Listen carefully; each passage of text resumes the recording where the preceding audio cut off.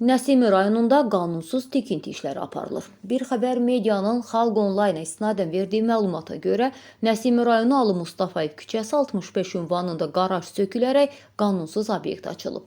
Məlumatda qeyd olunur ki, binanın həyətində qaraj kimi qeydiyyatlı olan tikili sonradan obyektə çevrilmə məqsədi ilə qanunsuz şəkildə yenidən qurulub.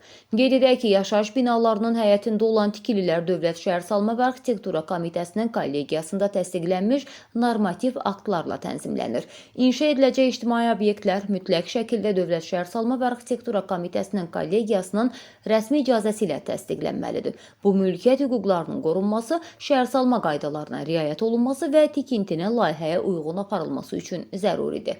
Bu tikili ilə bağlı komitənin bazasında heç bir məlumata rast gəlmədik. Göründüyü kimi Nəsimi rayonunda binanın həyətində görülən işlər barədə komitənin və Fövqəladə Hallar Nazirliyinin müvafiq qurumlardan rəsmi icazəsi verilməyib. Məsələ ilə bağlı Nəsimi rayon İcra Hakimiyyəti ilə əlaqə saxlasaq da, bu tikinti ilə bağlı münasibət bildirmədilər. Həmçinin Şəhərsalma və Arxitektura Komitəsində belə tikilidən məlumatsız olduqları bildirildi.